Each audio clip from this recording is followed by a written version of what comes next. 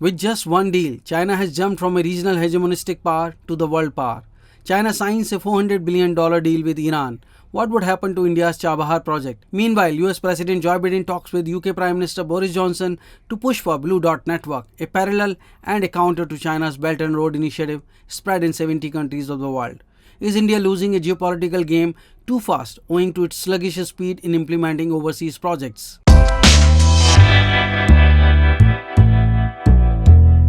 China once again emerged successful in spreading its footprint in Iran and Central Asia.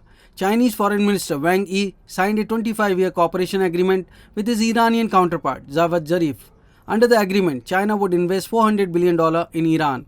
The deal would ensure a steady supply of Iranian oil to fuel its growing economy for over 25 years. This is another feather in Chinese cap to consolidate its Belt and Road Initiative. China has extended support to Iran when US came out of 2015 nuclear accord and Trump administration put sanctions against it. Even India was forced not to buy Iranian oil due to sanctions.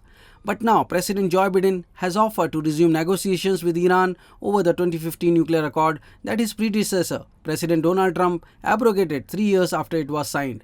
American officials say both countries can take synchronized steps to bring Iran into compliance with the terms of the agreement while the US gradually lifts sanctions. Now the US President Joe Biden said he told British Prime Minister Boris Johnson that democratic countries should provide an alternative to China's infrastructure strategy, the Belt and Road Initiative.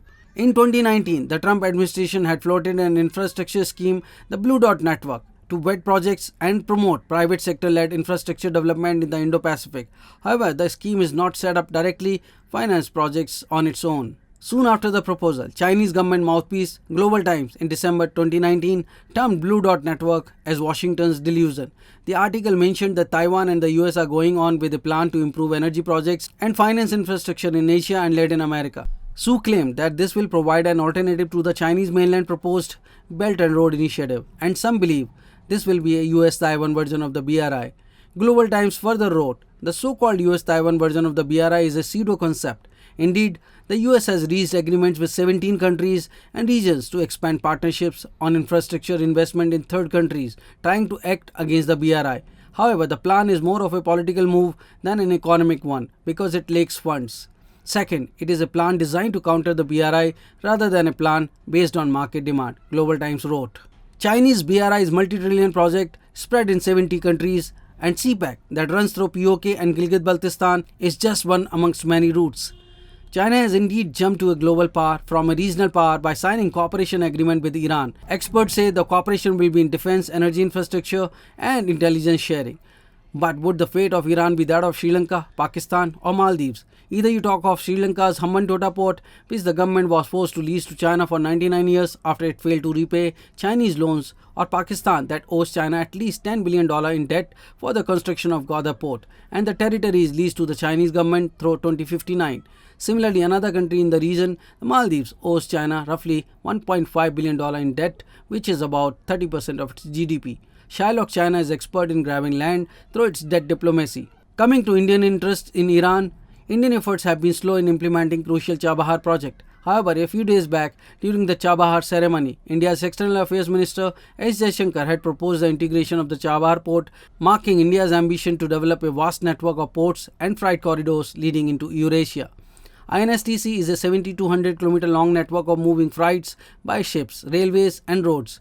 The corridor aims to connect India, Iran, Afghanistan, Azerbaijan, Russia, Central Asia and Europe.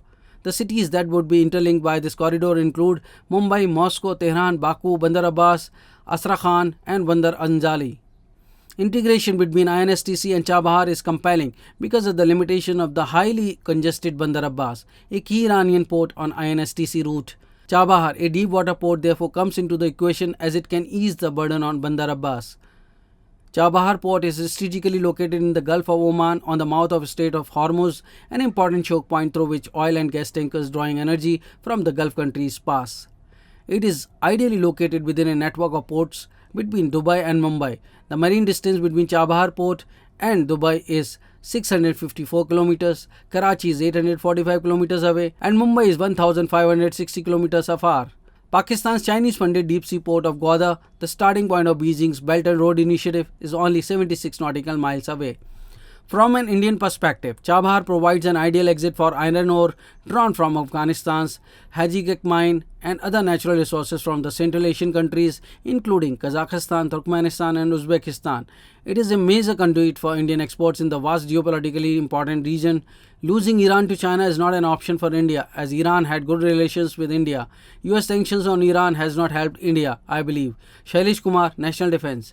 Thanks for watching. Please like, share and subscribe National Defense. Don't forget to press bell icon if you are new to my channel. Thanks indeed. Jai Hind. Vande Matram.